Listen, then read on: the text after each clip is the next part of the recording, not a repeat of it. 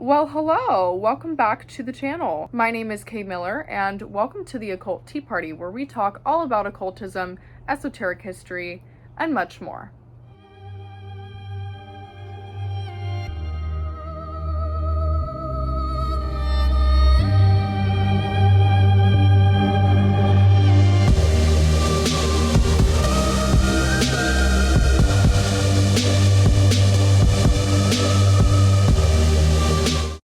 I remembered in the last video, I was like drinking tea and I was like, what should I call this? Should I call this like occultism and tea? Should I call it like occult teaism?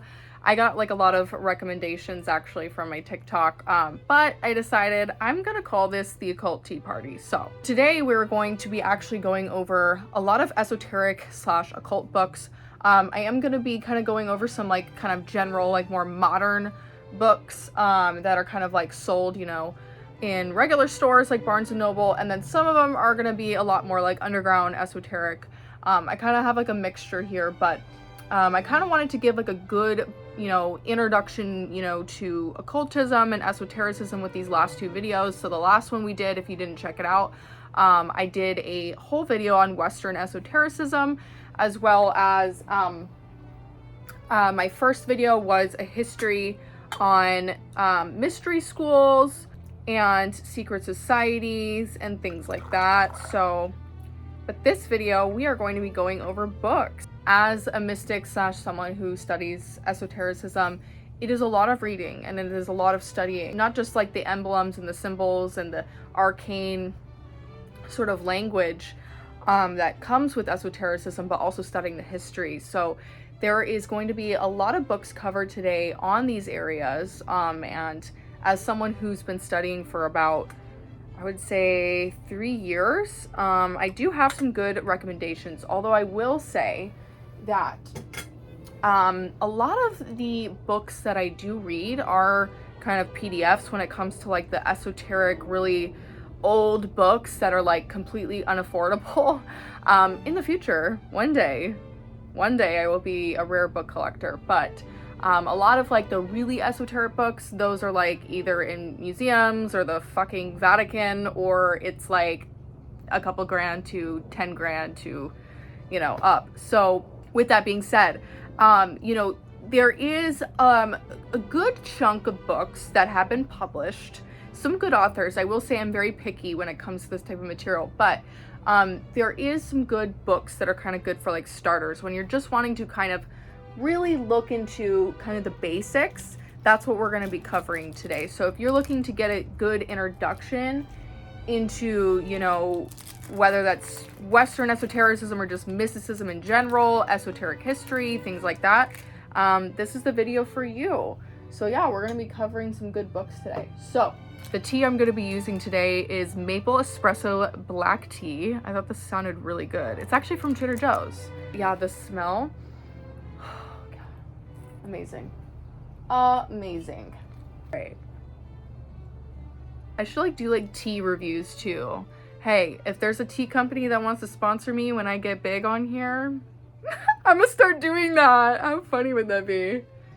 So I'm actually going to start off with the first ever occult book I ever bought. This book is called Magic, Supernaturalism, and Religion by Kurt Seligman. This is a great book, I will say. When I first read it, when I was like so brand new to occultism, I was a little spooked. I was kind of like, whoa, this is interesting. Just because there is some demonology in this one, actually. So esotericism, occultism, it ranges from everything. You can learn about religion and the esoteric sides of religion, or you can learn about spirits, demons, angels. You're gonna learn a lot of things. So this book right here, it covers a good amount of stuff, I will say. So I'll kind of go over the contents here. First chapter is going to start off with Mesopotamia. So we've got already right away our most ancient civilization, and then it goes into Persia. So we're actually looking at Zoroastrianism. That's also another really old religion and one of our first monotheistic religions. It gets into like a little bit of like some Christian mysticism, as well as obviously Jewish mysticism and sort of the mystical elements of, you know, the scriptures. And then it goes into Egypt. And then it goes into Greece. So we've got magic in the philosophic garb. We've got dreams, ghosts, and heroes, omens, oracles, and astrology. It even has a chapter in Gnosticism. Then we've got the Roman Empire. We've got like Neoplatonism. We've got, you know, alchemy, origins of alchemy, Hermes Trismegistus. So this is why I'm recommending this book, because it is kind of one of those encyclopedia books. And then they have a chapter on Kabbalah, and then they go into reformers and the 18th century. So, I mean, wow. All the way from antiquity to coming up to the New Age sort of modern esotericism. So it really goes into quite a lot. Second recommendation. This one is just a classic. This is the big classic right here. This is a huge encyclopedia book we've got. So this is The Secret Teachings of All the Ages by Manly P. Hall. You'll see this actually sold in Barnes & Noble, so, and you can't miss it. It's huge. It's got that classic hermetic artwork on it. Manly P. Hall is, you know, probably one of the most popular. I mean, he was absolutely incredible. He could literally sit for hours and talk about, you know, esotericism like he was his own encyclopedia. This is just an iconic book. This is incredible. So the chapters go over everything. If you're looking for something much more in depth, like this one is, you know, pretty like good. It's a standard one. It's probably easier to read. But if you're looking for something really, really in depth, I highly recommend this book. I mean, this is what I started off with. I started off with this one, but when I really got into it, this was the one. And then of course you can get the older version as well. It's like probably, there's some that sell for like a couple $100. First parts of his book go into 3 parts. And they're talking all about secret societies. So he's got, you know, the ancient mysteries and secret societies which have influenced modern Masonic symbolism. That's part 1. And then part 2 is the ancient mysteries and secret societies. So he goes into the Gnostics. And then in the part 3, he goes into the Eleusinian mysteries, the lesser rites, the greater rites, the Orphic mysteries, the Bacchic mysteries, the Dionysic mysteries, and things like that. So we kind of briefly went over those as well in the first video I made. But if you're looking for really in-depth, this is it for sure. And there's beautiful artwork in this book as well, such as this one right here. This is the classic Hermetic symbol. If it'll focus. Let's see. There we go. This beautiful emblem you'll be seeing quite a lot. So moving on, this book is amazing. I personally really, really love this book. It's called Alchemy and Mysticism by Alexander Rube. This is a go-to book as far as when we're talking about emblems, artwork. It has pretty much everything. It's like looking inside of an art museum. And so this again is like a picture book. This one, you know, it has like the emblems, and then it goes into like a small description and explanation of what these, you know, sort of topics are, what the imagery is. And so the chapters are divided by an introduction. So it kind of gives an introduction into, you know, Hermeticism, things like the macrocosm, so sun, moon, cosmic time, lower astronomy, stars, music of the spheres, Genesis, the eye, the cosmic egg. So it kind of goes into like that beginning creation story through an esoteric lens. And then the next chapter is called the Opus Magna. As we have concepts like the Trinity, the philosophic egg, the matrix, the fountain, the Christ lapis, things like that. So this chapter kind of covers a lot of alchemy mainly. And then we go into the chapter called the microcosm. So we have a chapter called the macrocosm, then we have a chapter called the microcosm. And so the microcosm is obviously going to go over the human form, so a lot of humanism, so the sort of divine anatomy of man, brain and memory, signature, script and seal, and apparitions. Then it goes into a chapter called rotations. This one goes over whirlwind magnet, divine geometry, wheel winds, color wheels, the rose. Okay, so since I'm allowed to show inside this one because I don't see any warning, we're going to take a look through this one. So, all right, starting out, we have a gorgeous emblem by Yucca Burma. That's just the one that I went to. Well, it's not by Yucca Burma, it's actually by Dionysius Freyer, but he does a lot of emblematic work based off of Yucca Burma's philosophy. So, looking into it, you get the introduction. Here you get the description of all of the mystical emblems and the beautiful artwork. And he kind of gives the introduction into like Hermeticism and just esotericism in general. Okay. So, first page, it starts out with, a rich world of images has etched itself into the memory of modern man, despite the fact that it is not available in public collections, but lies hidden in old manuscripts and prints. These are the eternal halls of the prophet of the imagination, which are filled with the exemplary images and Platonic figures that govern our understanding of the world and ourselves.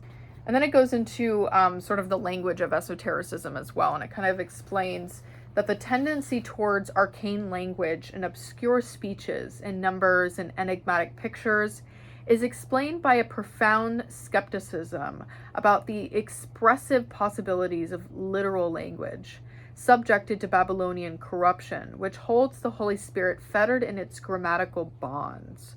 The prehistoric knowledge, the Prisca Sapientia, that was revealed directly to Adam and Moses by God, and which was handed down in a long elite chain of tradition, had to be preserved in such a way that it was protected against the abuse of the profane. So it goes into sort of like this philosophical, esoteric approach into, you know, what is arcane symbolism? What is the reason behind, you know, esoteric language and all of this veiled symbolism behind its imagery, which I think is really nice. So it gives like a really good introduction into sort of that whole background of esotericism. So we've got a lot of beautiful alchemical manuscripts here. Got the red and the white king here, absolutely gorgeous. More alchemy. Hopefully I'm allowed to show that. I guess it's like it's a little frisky. Alchemy can get a little frisky. Look at this. So here we've got some gorgeous alchemical symbolism. Okay, so the next book is actually another new book I just got today. But going through it, I was like, wow, this is really good. I was really impressed. So this actually is a really great book on astrology. So if you're looking to get into some ancient astrology and a really in-depth, you know, dive into astrology, I would say that this is a really great book. Now, I was drawn to this book specifically for its imagery because I love to study esoteric symbolism, and a lot of it, especially with hieroglyphs and, you know, symbols, like just in general, they're pulled from a lot of ancient astrology. So this is an amazing book. This is called just The Library of Esoterica. And here's the beautiful spine, if we can get that in focus. And it was written by Andrea Richards and forwarded by Susan Miller. And we've got a really beautiful symbol of the sun, as well as the back is beautiful. Got this very iconic, famous emblem. And this actually is on one of the covers of Manly P. Hall's Secret Teachings of All the Ages, or it's inside the book, I forget. But I know it's definitely featured in Manly P. Hall's book as well. And then here's the front cover. The first chapter kind of really drew to me as well, because it reminds me a lot of the stuff I was really focusing on when I was writing the first chapter of my book, actually. This chapter is called The Center is Everywhere. I even have a tattoo, actually, that says Centrum. We've got this page. This really drew to me. Look at that. As above, so below. Look how gorgeous that is. So beautiful. And then it even has, I think this is a Flemish painting. Yeah, this is a 1412 emblem. It looks very 1400s. Oh, and this is from the Christian Book of Hours. Look at that. So this first page is the Christian Book of Hours from the 1400s. Look how beautiful that is. Absolutely stunning. Yeah, the artwork really drew to me. Just has some very classic, gorgeous esoteric artwork. I've also used this emblem in a lot of my videos. Again, I haven't read this book yet, but I'm really excited to, and I wanted to feature it in my video because I think this is a pretty rad book, and just the company in general. They have a couple other ones. I know they have one on tarot as well. Here we've got a beautiful image of Hermes. Yeah, the whole chapter on Mercury. So this is so good. Yeah. this one's really pretty.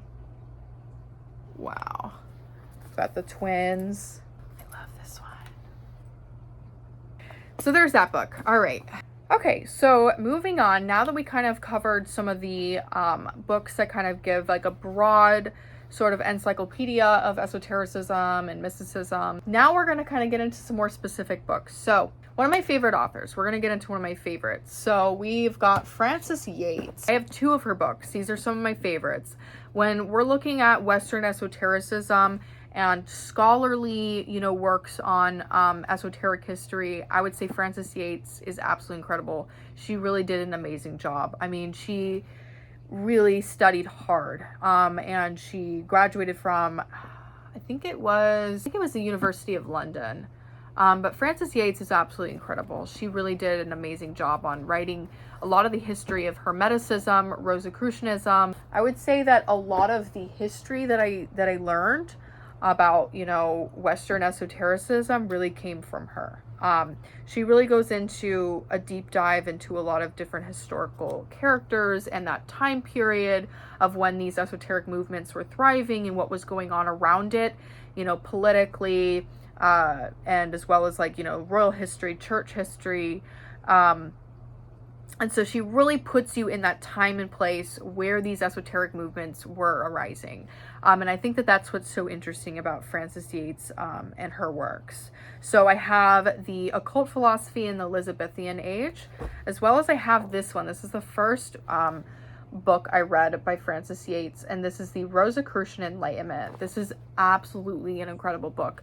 It really, I gotta say, this book gave me a whole new perspective on Rosicrucianism in general. Like, when we're really getting to the real deal stuff, like, honestly, I know there's like a little bit of a debate around some of her scholarly work on Rosicrucianism, as far as like, she really emphasized like John Dee in this book, and sort of his like sort of perspective on his importance in the Rosicrucian movement. Honestly, like, I really loved this book, and I really think that she did an amazing job. I have yet to really see, you know, more authors talk about the history of Rosicrucianism in the way that she talked about it.